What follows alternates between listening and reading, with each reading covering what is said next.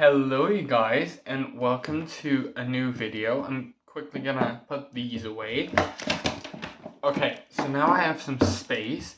I can show you which books I have read right here. They will come up, and then which books I am going to read. Let me adjust the camera real quick.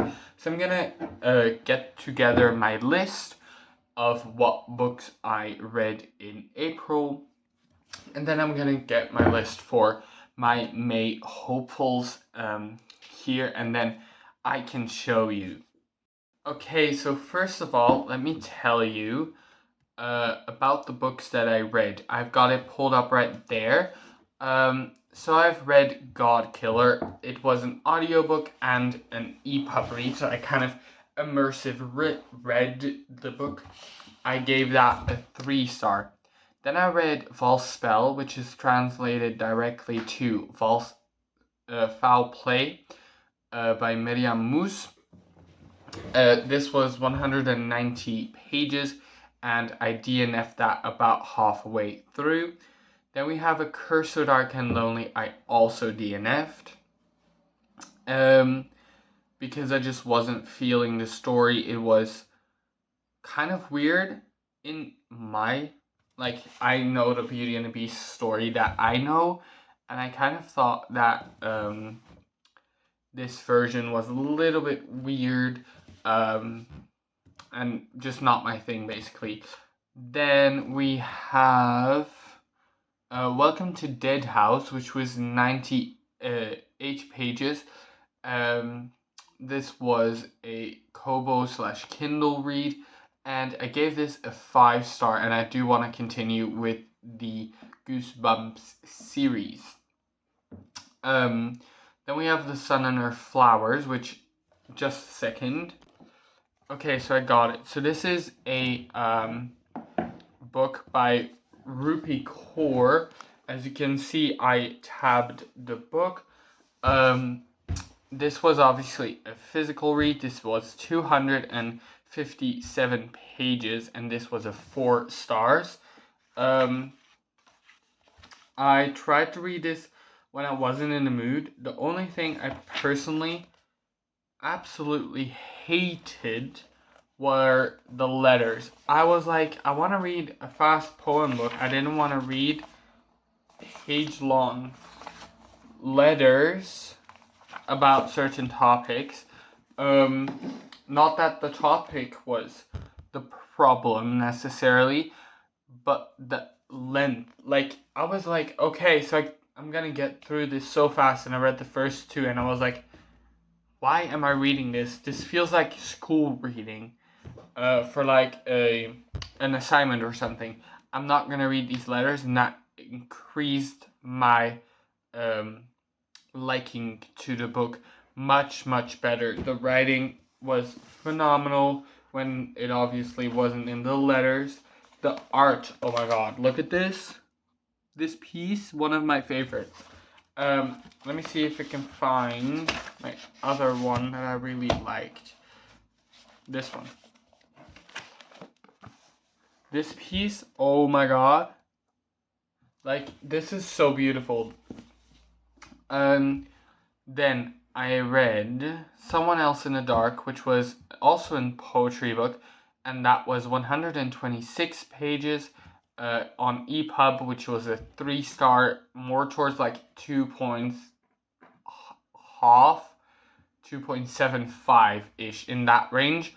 But at the time I was still on Goodreads, which you can't mark half stars, you need to mark full stars. And then lastly, I finished ACOTAR. ACOTAR was a 4-star. I really liked the story, and I have the second one on EPUB as well for this month, which I guess brings us into the TBR for this month. Okay, so I am doing a video on library books, because I currently have Legendborn, I think. Then I have A Court of Mist and Fury, Grimrose Girls, and Iron Widow on my online library. So those are the first 4 books that I need to read, and then I've got Yellowface by Arif Kwang. These obviously are going to be more of a lengthy period of time. I'm not going to film this video this month and only read these books this month. I'm going to spread it out over like this month and next month. So I'm going to basically do part 1 where I film the first part, and then part 2 where I film the second part in the next month, and then I put them together and release them somewhere in the summer, because this is kind of an extra video for if I can't post. Because what I'm gonna try, which I've set a new goal, is to do 1 video a month. That can be a 24-hour reading vlog where I'm just basically showing you what I am reading, telling about what I'm reading. But that can also be a full video like this where I read like 7 books. But the 7 books are gonna just need preparing, because I've not read, like physically read a book, or EPUB read a book for such a long time. Oh my god. It takes me about 5 minutes. My dyslexia has gotten worse, is basically what I'm saying. It takes me about 5 minutes. This is quite a small font for dyslexic people, but it takes me about 5 minutes to read such a page. And I used to read that in like 2.5. So I've basically doubled up on what I usually read, the amount of time that I usually read at least.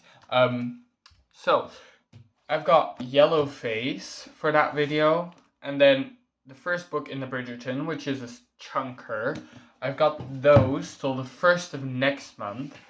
And then I've got these for quite a while longer. I don't know exactly when, but I've got that for them for quite a while.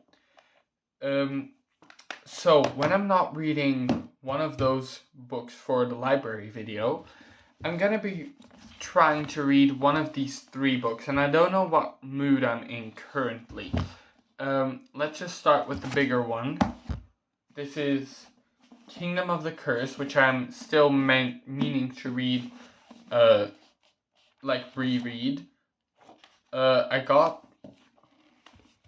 always forget if it's 8. I think it's chapter 8 that I got to, because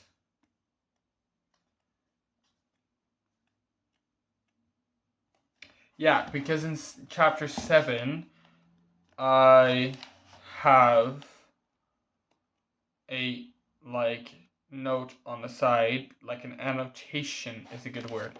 So I think I got to like end of chapter 7, and I kind of was a little bit bored. So I'm gonna look up a plot kind of thing, or a discussion on the plot of this book, and then I'm gonna go into this book. If I'm in more of a romance mood, I've got this very short but also minuscule font, not even small font, just minuscule font. 1,000 Boy Kisses. This is by Tilly Cole, and I forgot to say this is by Kerry Maniscalco. So this is about Rune Christian and Poppy Litchfield. They met as children and swore they would be friends forever.